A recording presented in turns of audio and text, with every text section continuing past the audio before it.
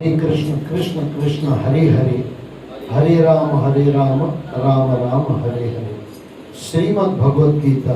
बीच में मैं एक वीडियो मेरा देख रहा था तो वहाँ मैंने गलती से भागवत गीता बोल दिया। भागवत गीता नहीं है, भगवत गीता है। भागवत अलग है, उसके सामने गीता नहीं है, फिर वो भागवत है। श्रीमद् भागवत, लेकिन वहाँ भागवत है, ये भगवत है, उसका भी अर्थ है। कभी उस तरफ हम जाएंगे। आज थोड़ा गीता में प्रवेश कर ले। बोलो सद्गुरुदेव भगवान की जय। फिर से एक बार हरे कृष्ण कृष्ण कृष्ण हरे हरे, हरे राम राम राम हरे। 2 बार हुआ तो 3 बार कर ले। हरे कृष्ण कृष्ण कृष्ण हरे हरे, हरे राम राम राम हरे हरे। बोलो सद्गुरुदेव भगवान की जय। कल हमने 42 श्लोक तक देखा था। आज 43वें श्लोक में हम प्रवेश कर रहे हैं। इस वर्ण संकर संतान के दोषों से कुल घातियों के सनातन कुल धर्म और जाति धर्म नष्ट हो जाते हैं, और जनार्दन जिसका कुल धर्म नष्ट हो गया है उसको चिरकाल तक नरक में निवास करना पड़ता है, ऐसा हमने सुना है। अच्छा, भगवान कृष्ण अर्जुन को पूरा समय दे रहे हैं। बोल ले, पहले तेरी जो भी बोलना है बोल ले। आप भी कभी ये थोड़ा समझ लेना, सृष्टि का मालिक है भगवान। अब जब घर में आप किसी से बात करो ना, पहले उसको पूरा बोलने दो। अब ध्यान देना, कभी भी 99% हम किसी को बोलना पूरा देते ही नहीं है, बीच में हम टपक पड़ते हैं। अब कृष्ण के सामने कोई वक्ता हो सकता है क्या कहें कृष्ण के बारे में? मैंने काफी बार कहा है, हमारी औकात नहीं है कुछ भगवान कृष्ण के बारे में कहें, लेकिन इतना तो कह सकते हैं, हमारी पहुंच से भगवान कृष्ण बहुत दूर है। हमारी पहुंच से यानी हमारे गुणों से, पहुंच से दूर नहीं है। अंदर जाए तो कृष्ण मिल सकता है, जो भी आपने गाया, कहीं दूर नहीं जाना है। अच्छा, दोनों समझ लेना। मैंने बीच में आपको डाल दिया, कहीं बाहर नहीं जाना। बाहर तो कितना भी हो जाए, थोड़ा दूर भी हो सकता है, थोड़ा समझना। भगवान ने क्या गजब किया है, इंसान के ऊपर इतना परोपकार किया है भगवान ने। अगर समझ आ जाए ना, आईसीयू रूम में पड़ा हुआ इंसान भी अगर समझ आ जाए, भगवान के पास मजे से पहुंच सकता है। अब ये बाहर जाना हो तो आईसीयू रूम उसके कैसे उठेगा? अब समझ लेना मैं क्या कहना चाहता हूँ। कैंसर है, अब आपको इतना दिक्कत है, किसी को मान लो इतनी दिक्कत है, घुटनों का दर्द है, खाट से उठा नहीं जा रहा है, बेड रेस्ट इंसान है। ये इंसान भी अगर परमात्मा से मिलना चाहे ना, मिल सकता है कि नहीं मिल सकता? कितनी बड़ी परमात्मा ने कृपा कर दी। इसके लिए मैंने अपना डाल दिया, बाहर नहीं जाना। दूर नहीं जाना है तो पक्का ही है, लेकिन बाहर भी नहीं जाना। इंसान सोया हुआ है यानी बेड रेस्ट है, ये अपने अंदर जा सकता है कि नहीं जा सकता? अच्छा, कुछ पैसा चाहिए क्या? कुछ टाइम चाहिए क्या? कुछ नहीं चाहिए, खाली समझ चाहिए। लेकिन इंसान में बस ये समझ की कमी है। मैंने आपको जब धृतराष्ट्र का किस्सा आया तो मैंने आपको कहा, धृतराष्ट्र महाराज आंखों से अंधे थे, ये तो ग्रंथ बताता है, लेकिन संत महात्मा कहते हैं बुद्धि से भी अंधा था धृतराष्ट्र, और उसका बेटा दुर्योधन भी बुद्धि से अंधा था। और मैं तो थोड़ा संतों की दृष्टि से कह रहा हूं, जितने भी चांडाल चोकड़ी थे ना, सब अंधे ही है, लेकिन बुद्धि से अंधे है। कि बार बार उसको चमत्कार दिखाई दे रहा है। कृष्ण ऐसा है, उसने दिखाया कि मैं कौन हूं। भगवान राम ने तो नहीं दिखाया, लेकिन भगवान कृष्ण ने तो कितनी बार दिखा दिया, तू देख ले मैं कौन हूं। कितनी बार आपने भी सुना होगा, या महाभारत में पढ़ा होगा, या सुना होगा, बार बार गीता में भी भगवान ने अपना रूप दिखा दिया, देख ले मैं कौन हूं। लेकिन शकुनी समझा क्या? इतना समझ गया कि इससे हम पहुंच नहीं सकते। जब भी वो दुर्योधन उसको बोलता ना, बोले ये तुम आप कुछ करते ही नहीं हो। अपने मामा को, शकुनी को कहता था दुर्योधन, बोले तुम कुछ करते ही नहीं हो। अब कुछ कर नहीं पा रहे, बोले ये जो टेढ़ी टांग हुआ है इसको थोड़ा साइड कर दे, फिर देख ले मैं पांडव को क्या करता हूं। लेकिन पांडव न कभी कृष्ण को जाने देने वाले हैं, न कभी कृष्ण वहां से जाने वाले हैं। कृष्ण ही पांडव है, पांडव ही कृष्ण है। एक अर्थ में भगत ही भगवान है, भगवान ही भक्त है।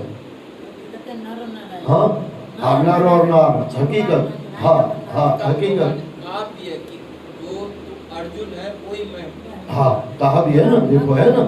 मैं तो वहां तक, मेरा तो दिमाग वहां पे अभी नहीं था, मैं तो ऐसे ही कुछ गुरुओं के चरणों में परमात्मा बुला देता। हकीकत यही है, आप मिला लिया, आपने सही किया।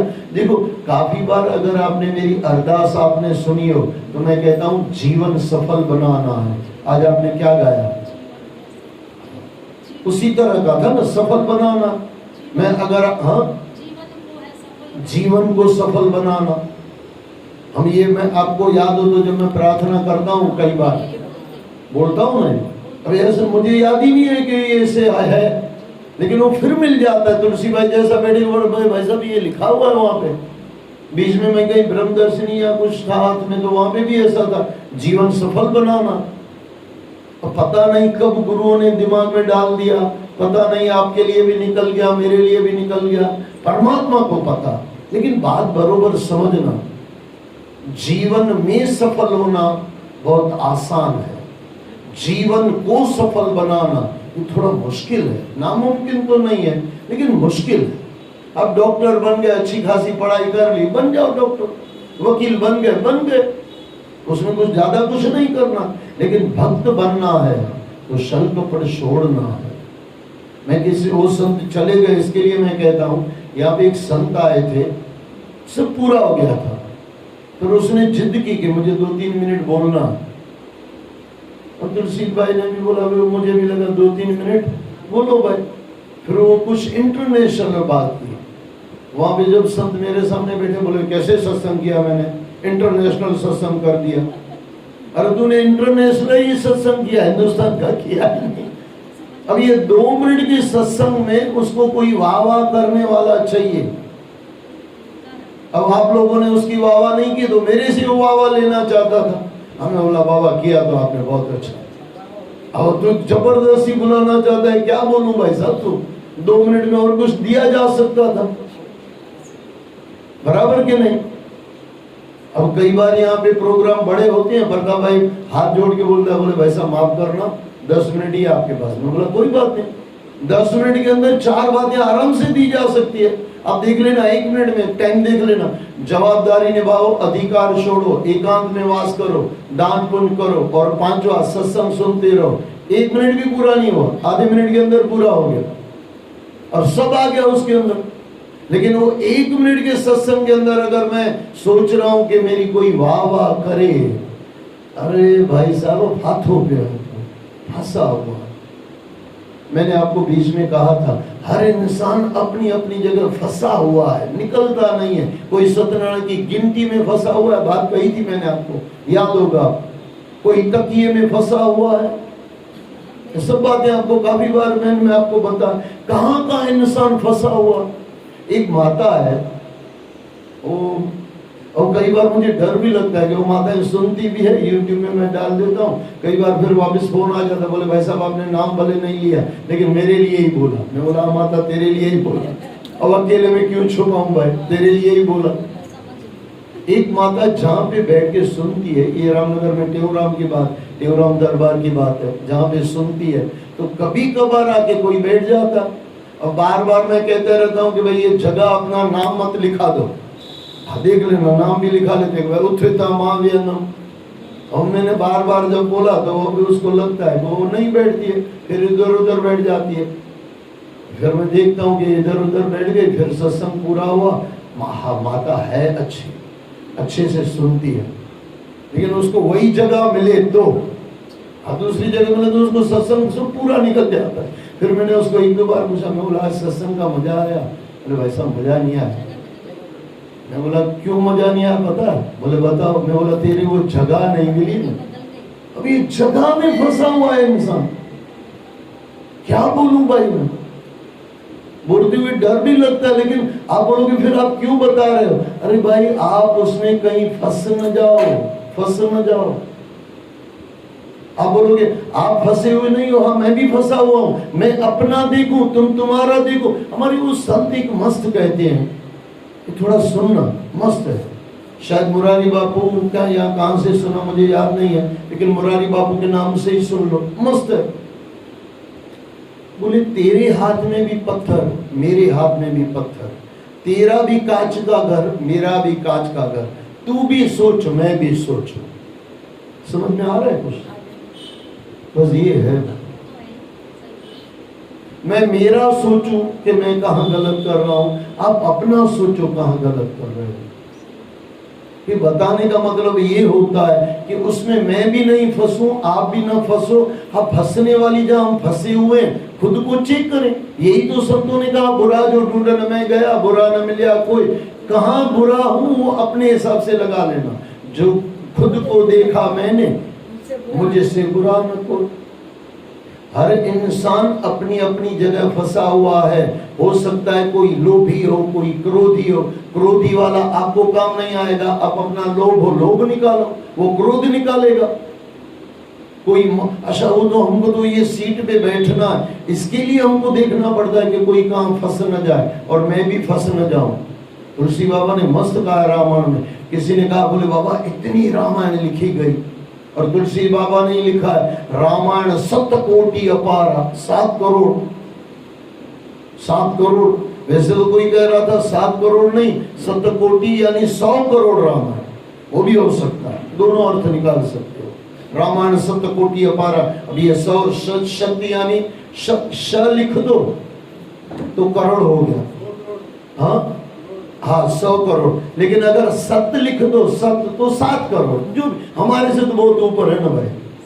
हमारी तो औकात ही नहीं है ना 7 करोड़। 7 करोड़ रुपया नहीं कमाया, रामायण कहां समझेंगे?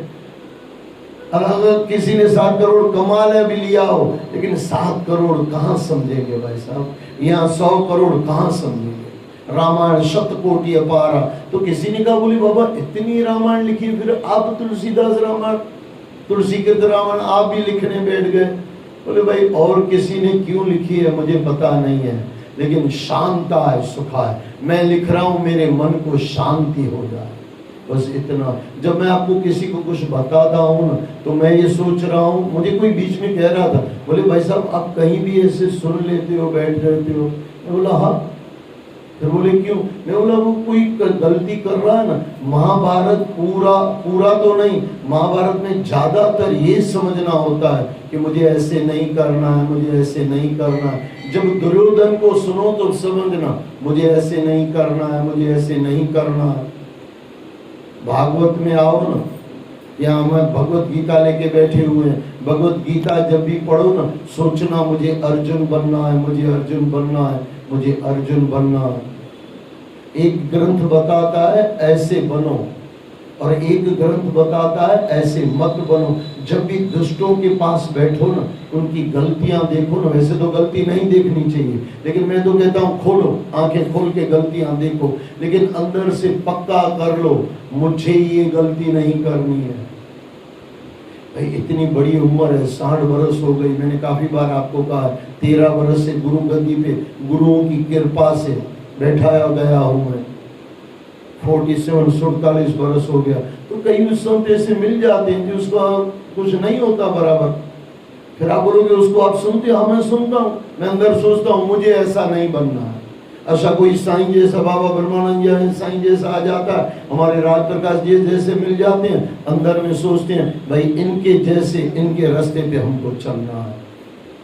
बने न बने वो परमात्मा को पता, लेकिन इनके रास्ते अगर मुझे थोड़ा, जिस अर्थ में मैं कह रहा हूँ उस अर्थ में गलत अर्थ मत लेना। ब्रह्मानंद साईं जहाजे चढ़े सो तरे पार, जिस अर्थ में कह रहा हूँ अर्थ बराबर समझ लेना। राज प्रकाशी नाम जहाजे चढ़े सो तरे पार, उनके रास्ते नक्शे कदम पर चलते रहो। इसके लिए तो हम चरण छूते हैं, क्योंकि उनका आचरण लाना है। और धर्मों में मैंने आपको बताया था, कई धर्मों में हाथ चूमा जाता है। देखना आप, मैं किसी का नाम नहीं लेता हूं, लेकिन देखना सब चरण नहीं छूते, सभी धर्मों में चरण नहीं छुआ जाता। एक दो धर्म ऐसा है जहाँ पे हाथ छुआ जाता, और आप उसको आर्ग्यूमेंट करो हाथ क्यों छूते हो, बोले शुद्ध है हाथ। हाँ, पैर के मुकाबले में शुद्ध है। अब कोई खाना खा रहा हो, ऊपर से मेरे पिताजी खाना खाते थे, अगर वो एक गरीबी थी, जिस अर्थ में गलत नहीं कि मैं गरीबी का वो ढोल नहीं पीट रहा हूँ, लेकिन गरीबी थी, एक ही रूम में पिताजी खाना खा रहे हैं और वो थोड़ा जल्दी से चले गए ऊपर से, मेरे पिताजी बोले कि बेटे ये थाली ले जा, बाहर रख के आ, कुत्तों को खिला देना। तो ऊपर से चला गया, वो थोड़ी हम खाना खाएंगे। इतने कनिष्ठ पैर माने जाते हैं, लेकिन उन्हीं कनिष्ठ पैरों के अंदर साइयों के चरणों में हम पैर रखते हैं, सर भी रखते हैं, हाथ भी रखते हैं। क्यों? क्योंकि उनका आचरण देखना है। जहां जहां चरण जाते हैं, हमारा आचरण वहां उनका करना है। नानक नाम जहाजे चढ़े सो तरे पार, वाहिगुरु नाम जहाजे चढ़े सो तरे पार। बात बरोबर समझना, आचरण सही करना है, आचरण। लेकिन कहाँ हम कर रहे हैं? दुनिया को मजे से देखो, कोई दिक्कत नहीं, देखने में वादा नहीं है, लेकिन दो तरह से देखो। किसी गलत इंसान को देखो तो सोचो कि ऐसा मुझे नहीं बनना है, और कहीं सही देखो ना तो सोचना बस मुझे इसके पीछे पीछे चला जाना। हमारे इंग्लिश में कहते हैं आइडियल प्रूफ, ये जो है ना आइडियल प्रूफ। मतलब समझो कोई हमारे संत है, टेवराम साईं है, बस उनके नक्शे कदम में चलते रहो।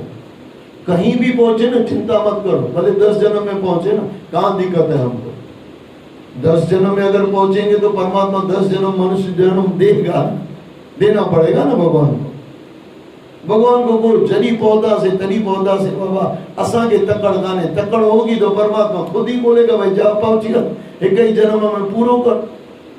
हमको कहाँ तकड़ है भाई, लेकिन एक हमको कहाँ जल्दी है। एक चीज है, अपने मन में पक्का कर लो, जो भी करना है पूरा डूब के करना।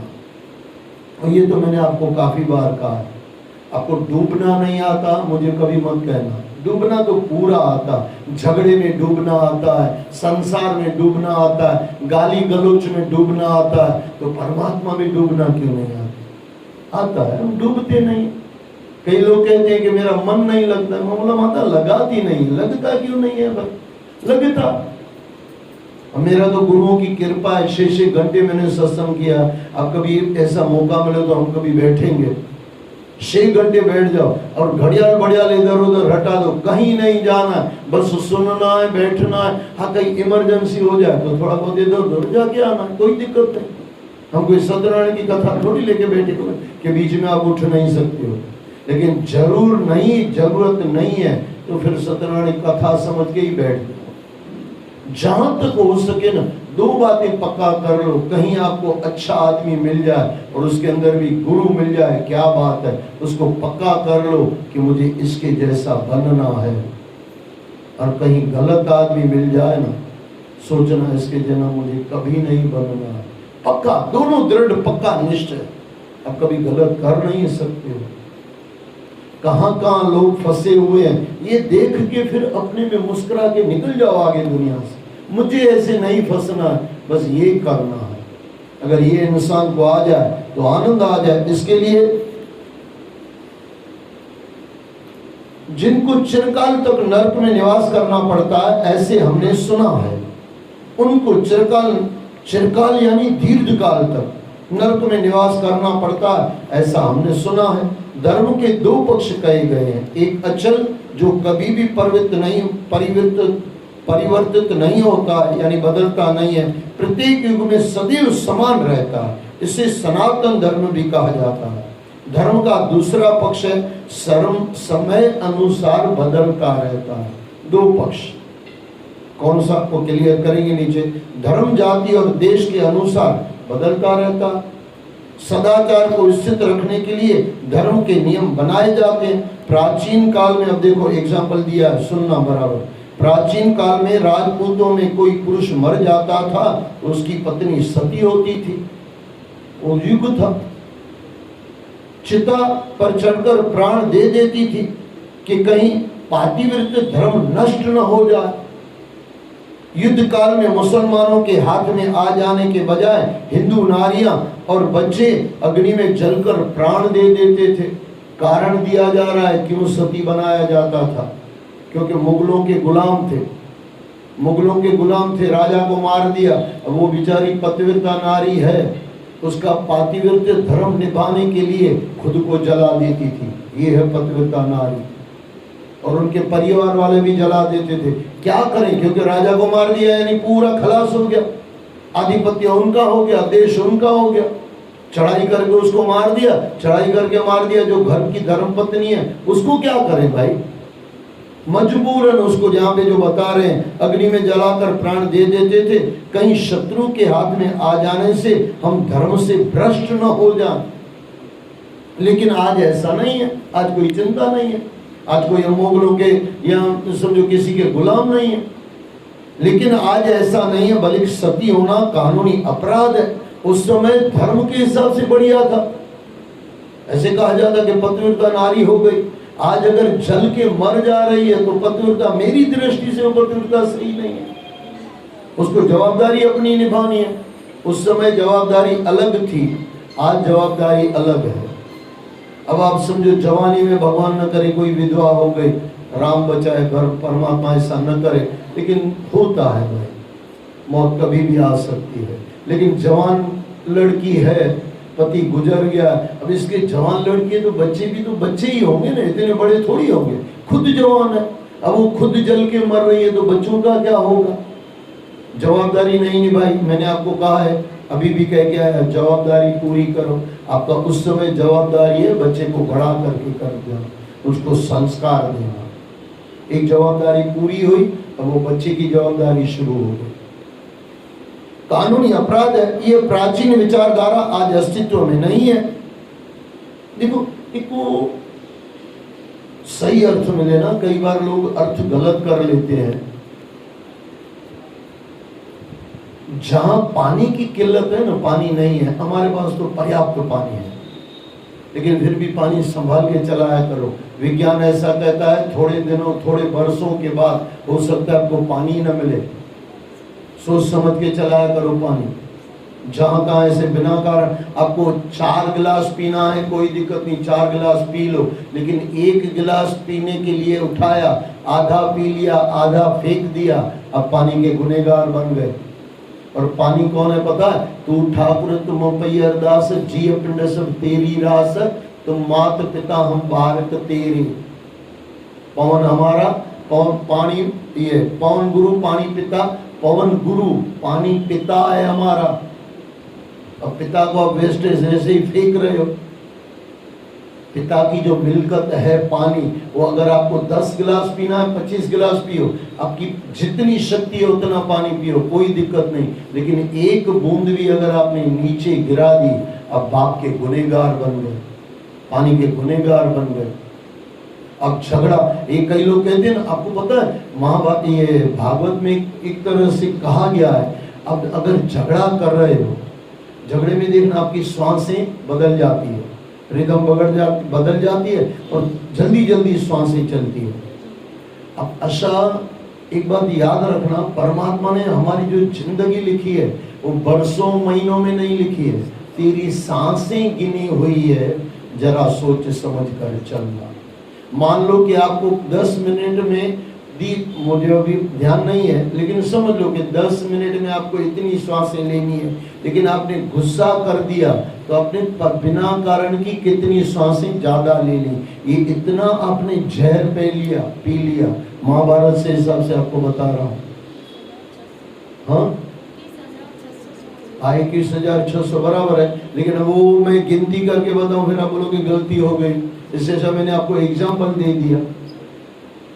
गुस्से में जितनी ज्यादा श्वासें गई ना, इतने अपने जीवन का जहर पी लिया।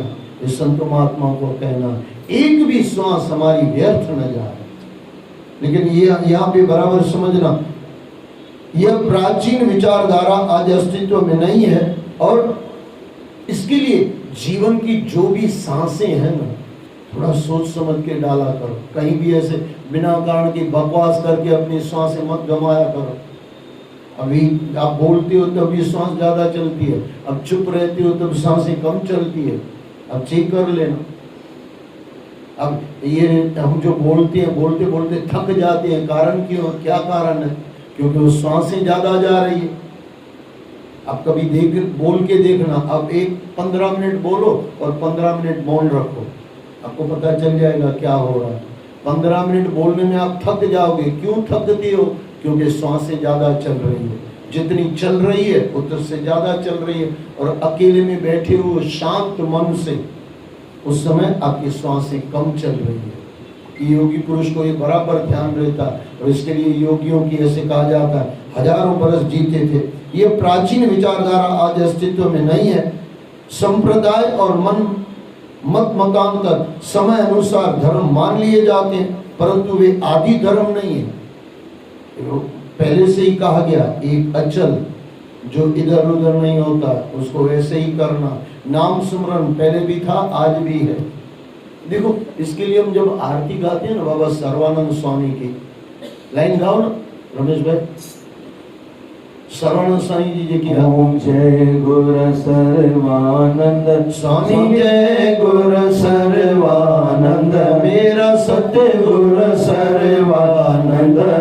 धर्म कर्म का दे उपदेशा, अभी सत्य धर्म का दे उपदेशा, काटे यम के फंद। ओम जय गुरु सर्वानंद। सत्य धर्म। अब ये कोई अनाड़ी आदमी कह सकता है झूठ धर्म भी हो सकता है, नहीं, धर्म झूठ नहीं हो सकता, लेकिन एक लौकिक धर्म होता है जो यहाँ पे बताया जा रहा है, ये लौकिक धर्म। और एक सत्य धर्म जिसको, और वो करने से क्या आएगा, उसका जवाब दिया गया। सत्य धर्म करने से क्या आएगा? काटे यम के फंद, समझ लो ना, ये काटे यम के फंद। सत्य धर्म कौन देगा? स्वामी सर्वानंद महाराज जी देंगे, यानी उनकी पूरी परंपरा, टेऊराम साईं की पूरी परंपरा देगी, और गुरु परंपरा देगी। आदि गुरु नमः, जुगाद गुरु नमः, सतगुरु नमः, श्री गुरुदेव नमः, जो गुरुओं की गति पे है, जो गुरु हैं। एक सत्य धर्म और एक होता है लौकिक धर्म, जिसको यहाँ पे कहा गया दो बातें, एक चल और एक अचल, जो थोड़ा धर्म बदलता रहता। मैं आपको कह रहा था, ये थोड़ा सुनना, कोई किसी में रण प्रदेश है, पानी की कमी है, तो वहां का गया पंच स्नान करके आप शुद्धि हो गए। सुना ना आपने? हाँ, ये मैं आपको पहले इशारा दे रहा था, फिर वो दूसरी गाड़ी में हम चढ़ गए तो ये रह गया था, इसको मैं पूरा कर रहा हूँ, बरोबर समझना। पंच स्नान यानी दो पैर आपने धो लिए, हाथ धो लिए, मुंह धो लिया, ये हो गया पंच स्नान। आप शुद्धि हो गए, आप परमात्मा का नाम स्मरण कर सकते हो। वहां पे कहा गया नमाज आप कर सकते हो, लेकिन वहां पे पानी की किल्लत है, इसके लिए अब आप भी रोज ऐसे ही कर रहे हो, नहीं चलेगा भाई साहब, आपको नहाना, वहां तो मजबूरी में करना पड़ता है पंच स्नान। हाँ, कहीं भगवान न करे बुखार है, आपको परेशानी है, पंच स्नान करके बैठ गए, मजबूरी है, इसकी वजह से पंच स्नान करके आप बैठ रहे हो, कोई दिक्कत नहीं है, लेकिन पानी पर्याप्त है। अच्छा, पानी आप वेस्टेज, वैसे ही वेस्टेज डाल रहे हो, आप बोले मैं पानी को बचा रही हूँ, तो सब जगह बचाओ, वहां तो हम कभी बचाते नहीं है। मैंने कितनों लोगों को देखा है, कभी कभार तो हमसे भी गलती हो जाती है, आदमी बस साबुन से हाथ धोएगा ना, नल का चालू ही रख के आएगा, अब पानी के पिता के आप गुनहगार बन गए भाई साहब।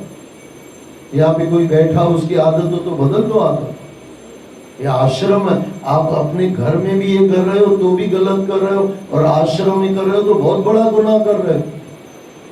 मैं पहली बार जब यहाँ पे पहले दिन आया था ना, बरसों पहले, अब पता नहीं मेरे दिमाग में क्या हो, हमारा दिमाग में तो कुछ होता नहीं है, जो गुरु भेजता है वो मैं भी ले लेता हूँ, आपको भी दे देता हूँ। तो मैंने कहा कि भाई बाथरूम में जाके, और सचमुच हुआ था, पहली बार मैं आया कहीं बाहर से, फर्स्ट दिन, पहली दिन मैं गया बाथरूम में, तो वहाँ लाइट चालू थी, यहाँ के सत्संग कर दिया लाइट का। और पहला जो बंदा मुझे उपदेश देने आया, मैं नीचे आया, बोले भाई साहब सीधे सत्संग करो ना, ये इधर उधर की बातें क्या करते हो। मैंने उसको बोला ये गुरु के सामने तू खड़ा है, सच्ची बताना, ये लाइट तू ही चालू करके आया था क्या? वो बंदा भाग गया, मेरे सामने खड़ा नहीं रहा। समझ रहे हो क्या हो रहा? उसको लाइट चालू करके आता, और मैं गारंटी से बोल सकता हूँ, वहां पे जो लाइट बंद करके चालू करके आया है ना, अपने रूम की 2-2 मिनट में देखता होगा लाइट चालू तो नहीं है, लाइट चालू तो नहीं है। ये मैंने ऐसे भी बंदे देखे। उसकी आदत गंदी है ऐसा नहीं, उसकी आदत यही गंदी है। उसको 1 महीने का बिल हाथ में थमा दे कि भाई का मैंने बिल पर पोड़ सा तुझे हथों पानी बदला हो जाए तो कहना ना। देखो कई आपकी आदत नहीं बदलती है ना, मैं 2-4 किस्से बताता हूँ, आपको मजा आएगा। समझो कि आपको गुस्सा बहुत आता है, जब भी गुस्सा आए ना, आपको गुस्सा कर लिया आपने, कोई दिक्कत नहीं, दूसरे दिन आके साईं की पेटी में पेटी में 500 रुपए की ओरिजिनल नोट डाल देना। ओरिजिनल मुझे बोलना पड़ता है भाई साहब, नहीं तो बच्चों की आके डाल दो, बच्चों की भी आजकल नोट आती है। और साईं के चरणों में कहो बाबा जी को मां गुस्सो करो मुझे माफ करो, और दूसरी बार याद देखना कि भाई गुस्सा नहीं आए। साईं दिसे न दिसे ता पाना के चेक करना कि भाई गुस्सा आ तो नहीं किया। और एक बार करके देखो ना भाई साहब, आप बोलोगे मैंने कहीं किया है? हाँ किया हुआ है, बस किया हुआ गुस्सा। उसके बाद गुस्सा आएगा ना, अंदर से याद आएगा 500 रुपया देना, फिक्स कर लो भाई गुस्से का 500 रुपया साईं की दरबार में देना। किसी को दिखा के नहीं 8-500 गुस्सा आयो ना देना, मैं ये ना मुझे भी नहीं देना, साईं की दरबार में छुपा के दे देना, क्योंकि गुस्सा आपने सबको थोड़ी बताते हो, बस आपके परिवार को पता। खुद को सजा दो ना भाई साहब। जब से गुरुओं ने सजा देना बंद कर दिया ना, तब से शिष्य बिगड़ते गए भाई साहब। मुझे याद है बचपन में मेरी माँ ये टीचर ने मुझे मारा, कुछ किया होगा वो तो याद नहीं है, लेकिन मैं घर पे आया रोता हुआ, मेरी मम्मी थोड़ी तैयार हो गई, चल टीचर को दिखा दिया, ऐसे कैसे मार दिया भाई साहब, असा जो पुत्र नहीं भाई साहब, लगता है हर माँ को लगता है मेरा बच्चा। उसी समय मेरे पिताजी बाहर से आ रहे थे, बोले क्या हुआ? मेरी मम्मी ने बताया टीचर ने मारा, मेरे बाप ने 2 और मार दिया। अरे बोले इसको मैं ले जा रही थी बचाने के लिए, क्यों मारा? बोले इसलिए, इसको पूछ तो सही गलती क्या कर दी थी, तू इसको बचाने तो जा रही है। वो मुझे याद है, 1 लाफा मुझे लगा था और 2 पिताजी के लगे थे, 3 लगे थे। उसके बाद कभी वापस कभी टीचर को मारना नहीं पड़ा मुझे, टीचर ने कभी मुझे मारा नहीं, अक्ल आ गई भाई साहब। मैं दूसरा भी एक कहूँ, गुरु कभी लो ना थोड़ा ऐसा लो जो जब झापड़ हो तो झापड़ लगा दे, क्योंकि हम लातों के भूत हैं भाई साहब, हम ऐसे वैसे भूत थोड़ी है। लातों के भूत बातों से नहीं मानते, हम कौन से वाले भूत हैं? वही वाले भूत हैं भाई साहब, संसार में फंसे हुए लोग हैं। मुझे पूछो ना गुरु कैसा होना चाहिए, जब लात मारनी हो तो गुरु मजे से लात मार दे, 2 लाफा मारना हो मजे से मार दे। लेकिन वो जमाना हम खा गए भाई साहब, जमाना खा गए। पहले गुरुओं को शिष्यों को चिंता रहती थी गुरु नाराज न हो जाए, आज गुरुओं को चिंता रहती है शिष्य नाराज न हो जाए। लोभी गुरु लालची चेला, दोनों का नरक में ठेला में ठेला। लेकिन सच्चे गुरु को कभी चिंता नहीं होती है। सच्चा गुरु कृष्ण मंदिर जगत गुरु, जहां उसको नामर्द कहना है मजे से कह के निकल जाते हैं, फिर वाणी चलती है। सुनना है क्या? अच्छा शुरुआत में ही कह दिया नामर्द मत बन, अगर नहीं सुनना तो उतर नीचे भाग जा, वैसे ही तू भाग रहा था भाग जा। लेकिन नहीं भागा अर्जुन भाई साहब, नामर्द कहने। आज भी किसी को आप किसी को तो ना नामर्द, शायद राजपूत हो तो तलवार लेके बैठ जाए, बराबर के नहीं? राजपूत का आज ये है, उसका अगर मैं नामर्द को आज अगर कहूं तो हिजड़ा, कभी किसी को बोल के देखना हिजड़ा क्या होता है पता चल, बोलना मत, लेकिन एग्जाम्पल समझना, खाली समझने के लिए काफी है। लेकिन भगवान ने तो मजे से कह दिया। आप कोई भी ग्रंथ उठा के पढ़ लो, हमारे गुरु ग्रंथ सब में आता है, 9वीं पातशाही गुरु तेग बहादुर साहब, स्वान पूछ जिन भयो न सूधो, कुत्ते की पूछ जैसे बोले जैसे उसके जैसा तू, जैसे कुत्ते की पूछ टेढ़ी नहीं होती सीधी नहीं होती है, और तू भी सीधा नहीं होता। सीधा कह दिया कुत्ते की पूछ। लेकिन गुरुओं के सामने जो आदमी थे ना, जब तक नली में डालो तब तक सीधा तो लगेगा ना कुत्ते की पूछ। आज जो कुत्ते की पूछ है ना, वो नली को टेढ़ा कर देगा। आज कुत्ते की पूछ खतरनाक है भाई, मैं थोड़ा कटाक्ष भी कर रहा हूँ, हकीकत ही है भाई। आज भगवान बचा है, आज कुत्ते की पूछ तो समझो उस जमाने में नली, आज भी तो मैं कटाक्ष कर रहा हूँ, नली में डाल दो तो वहां तो सीधी रहेगी ना, कि नली सीधी रहेगी। लेकिन एक चीज है, वापस निकालो तो टेढ़ी रहेगी।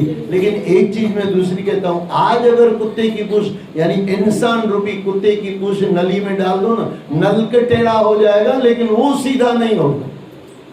ये इतना है भाई साहब।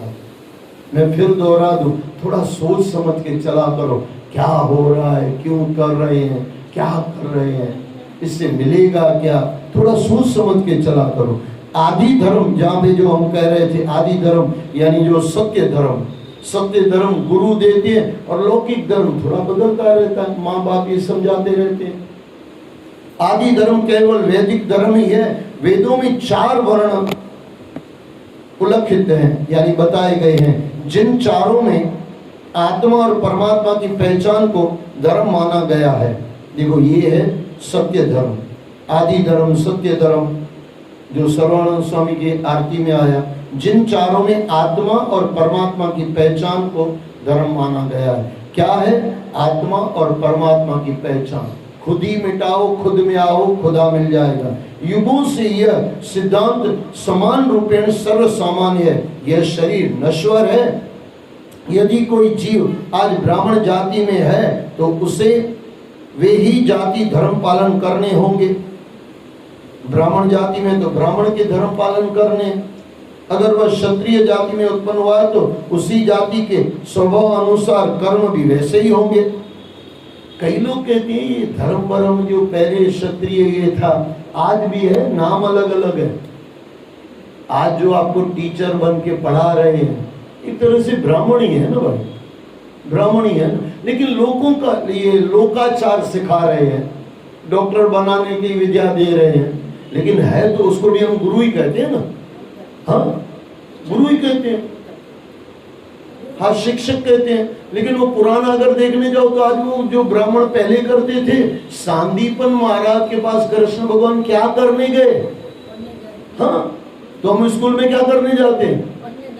हाँ, आज उसको शिक्षक कहो या ब्राह्मण कहो एक ही बात है भाई साहब। हाँ, लेकिन एक चीज है, जब से ये द्रोणाचार्य आया ना तब से थोड़ा गुरुओं को कलंक लग गया।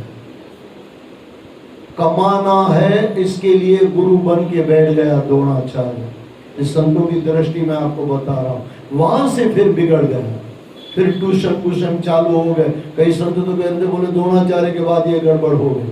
हकीकत तो ये दिख रही है। ऐसा द्रोणाचार्य ने अगर ये गलती नहीं की होती, अच्छा उसको ये भी था कि राजाओं के बेटे को पढ़ाना है, इसके लिए एकलव्य को नहीं पढ़ाया।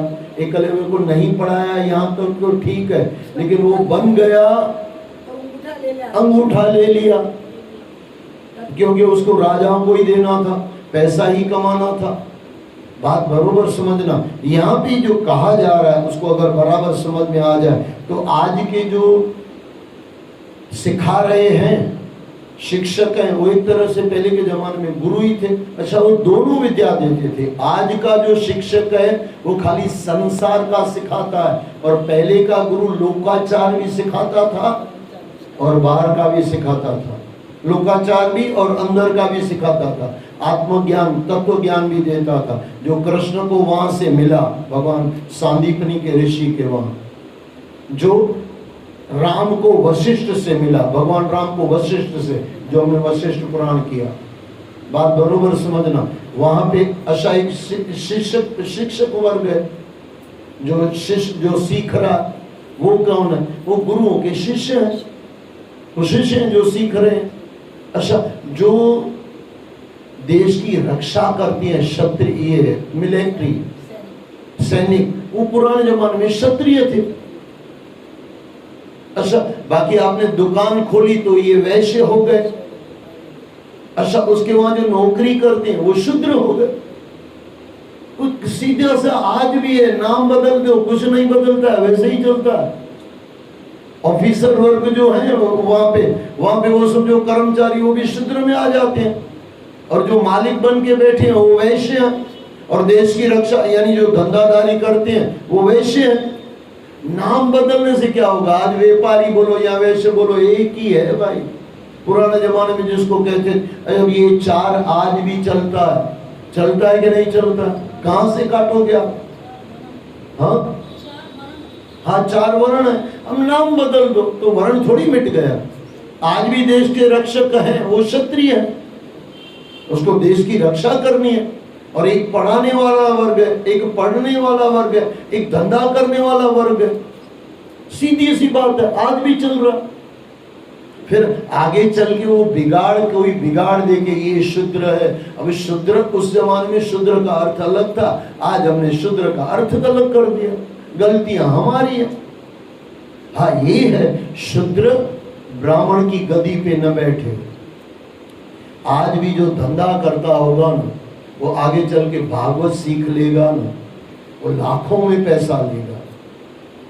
आप बोलोगे संत भी आज कर लेते हैं, वो तो फिर अब वहाँ पे वापस हो, जो उनका भंडारा चलता है या स्कूल खोल लेते हैं। हमारे रमेश भाई ओझा, अब देखो पूरा सांदीपनी वहाँ पे आश्रम बनाया, कितने लाखों लोगों, हजारों लोगों, बच्चों को फ्री में पढ़ाया जाता है। इसके लिए वो ले रहे हैं। लेकिन जो व्यापारी वर्ग अगर धंधे में आ ये ब्राह्मण बन के बैठ जाएगा, भागवत करेगा, ये तो लाख रुपया सीधे अपनी बीवी को दे देगा। कमाने की दृष्टि हो जाएगी। ब्राह्मण यानी कमाने की दृष्टि नहीं है, ज्ञान देने की दृष्टि है। उसकी जगह किसी ब्राह्मण को क्षत्रिय बना दो, यानी आज का मिलिट्री मैन बना दो, जाके वो खड़ा हो जाएगा। कोई अंदर बोले आओ आओ सही, चाय पानी करके जाओ, तो ये उसका मिलिट्री का काम है क्या? नहीं चलेगा। जिसकी जो सीट है, जिसका जो वर्ण है, उसी वर्ण में काम करेगा। थोड़ा सोचना, किसी संत को, गुरु नानक जैसे बाबे को वो मिलिट्री में खड़ा कर दो वहां पे, बोले कोई भी आ जाओ उसको। और हुआ भी था, आपको याद होगा वो लड़ाई के अंदर बीच के वो एक बंदा आया था, जब ये क्या कहें, समय थोड़ा अटपटा हो जाता, बोलते बोलते समय निकल जाता, लेकिन वो ऐसे चल रहा था। बोले ये गुरु गोविंद सिंह महाराज, लड़ाइयां चल रही थी मुगलों से। एक बंदा था, यानी गुरु का सेवक था, उसको काम दिया गया था कि जो जिसको भी पानी चाहिए देते रहो। अब ये बंदा देखता था कि भाई घूमता था, जिसको भी पानी देना था दे देता था। अच्छा कोई जख्मी हो गया, उसको भी पानी देता था। लेकिन वो जो मुगलों में जो जख्मी हो जाता था ना, उसको भी पानी दे देता था। आपने सुनी होगी कहानी। अभी ये क्या है, हृदय द्रवित हो रहा, गुरु का शिष्य है, अब उसको पानी दिया गया। अब ये मिलिट्री को दिया जाता तो वो देता क्या उसको? मैं उसकी अच्छाई बता रहा हूं, लेकिन एक तरह से थोड़ा समझना।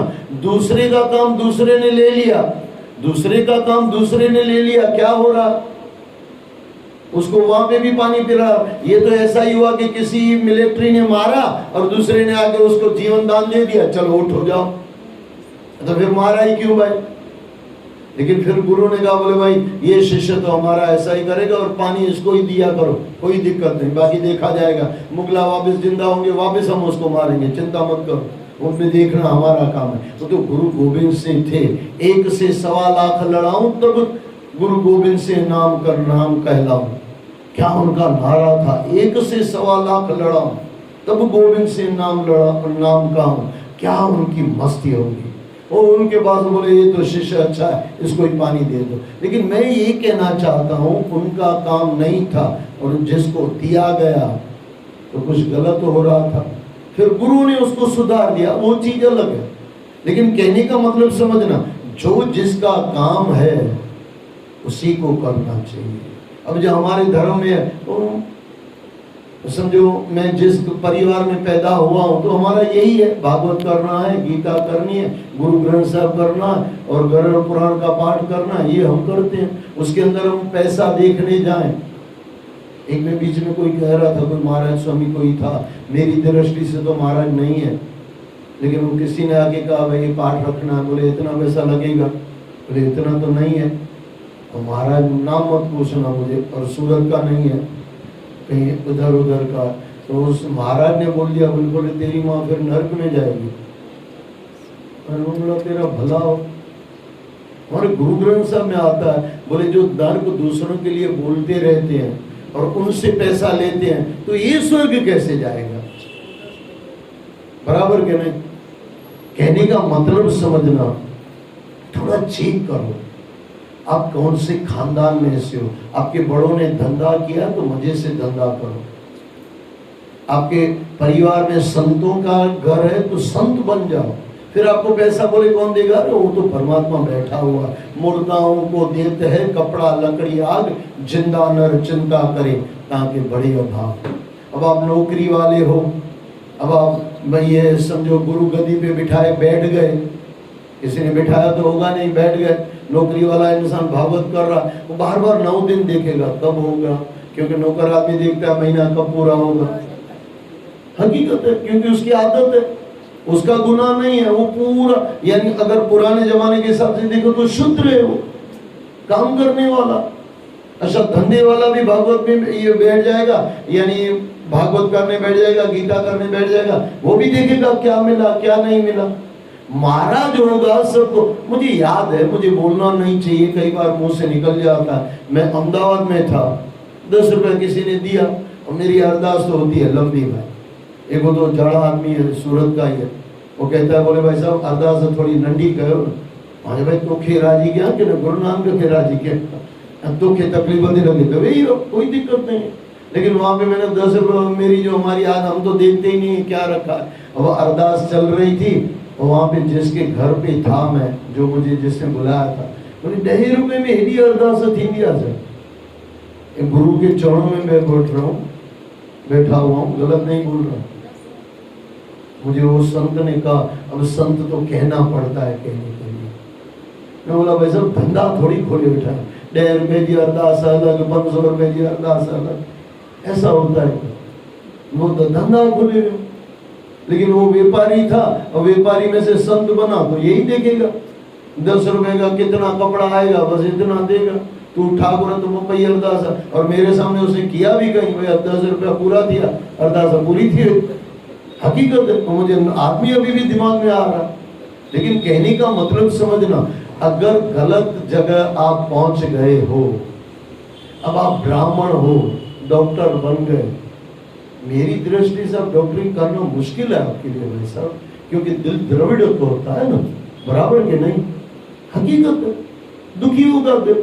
वहां पे तो काट फाट करनी है, चीरना फाड़ना। हाँ भले बचाने के लिए फाड़ना है, लेकिन चीर फाड़ कैसे होगी भाई? सीधी सी बात है। इसके लिए जो जिसका धर्म है वही संभालना चाहिए। आप बोलोगे कैसे पता चले, तो आपकी तीसरी चौथी पांडी पेढ़ी में चले जाओ, क्या करते थे वो कर लो। आप बोलोगे भगवान देगा, अरे 1 नहीं 10 देगा, अगर आप अपने धर्म पे हो तो। यही तो भगवान कृष्ण ने गीता में कहा है, अपने धर्म से तर जाएगा, दूसरे के धर्म से नहीं। ये धर्म था भाई साहब, ये धर्म। बाप का धर्म अलग है, माँ का धर्म अलग है, बेटे का धर्म अलग है, बीवी का धर्म अलग है। वो धर्म, ये बाकी 2 धर्म थे उस समय। भगवान कृष्ण के समय में तो सनातन एक ही धर्म था। फिर भी भगवान कह रहे हैं अपने धर्म से तर जाएंगे, तो हर इंसान के अपने धर्म थोड़ी थे। यही धर्म जो क्या बताया जा रहा है। जाति संबंधी और वर्ण संबंधी धर्म तो बदलते रहते हैं, थोड़ा ऊपर से शायद है। परंतु यदि उसने ब्राह्मण योनि में कुछ ज्ञान प्राप्त किया है तो वह क्षत्रिय योनि में भी रहेगा, बदल नहीं जाएगा। अगले जन्म, अच्छा मनोवृत्ति भी होती है ना, 2-5 मिनट में पूरा करेंगे। आज का थोड़ा माफ करना, क्योंकि समय ये कुछ बातें निकल के आती है, ये थोड़ा समझना क्या कहा है यहाँ पे। यदि उसे ब्राह्मण योनि में कुछ ज्ञान प्राप्त हुआ है तो वह क्षत्रिय योनि में भी रहेगा। अगले जन्म में क्षत्रिय बन गया, अगला ब्राह्मण था। देखना कई बच्चे माँ के पेट से थोड़े बड़े हो जाते हैं, यानी बड़े हो गया, माँ के पेट से निकले, 1.5-2 बरस में मस्त गीता थोड़ा याद कराओ, कंठस्थ हो जाती है। ये ब्राह्मण बन के अगले जन्म का है। ये अभी आपका धंधा है तो आप उसको धंधे में लगा देते हो, नहीं लगेगा उसका मन, उसका पढ़ाई में बस वो ग्रंथों में लगेगा। अब मैं मेरा हूँ, मेरे परिवार में 3 भाई हैं, 2 भाई दूसरे, मेरी बहन है। मैं जितना धर्म में समझो मेरे माँ बाप ने किया वो नहीं ले पाए, हो सकता है अगले जन्म में मैं ब्राह्मणों के घर में हूँ, सीधी सी बात है। तो आज उसी जन्म में वापस मुझे आगे मिला, और मेरे भाई धंधे करते होंगे अगले जन्म में, तो वहां पे आ गया। लेकिन वो अंदर से आपको पता चलता है कि आप क्या हो। आपको पैसे में ध्यान है तो आपको धंधा करना चाहिए, आपको परमात्मा में ध्यान है तो आप ब्राह्मण की तरफ चले जाओ, ब्राह्मण के चरणों में बैठ जाओ। और आपको ज्यादा कुछ संसार का करना है तो क्षत्रिय बन जाओ। ये जो संसार का ठीक ठाक करते हैं ना वो भी क्षत्रिय है एक तरह से। जो भी सज्जन पुरुष है क्षत्रिय है, और जो काम करके कमाता है शूद्र। लेकिन वो वाला शूद्र नहीं, आगे वो नाम हो गया शूद्र बोल दो तो फिर जेल में डाल देते हैं। ऐसा भी है।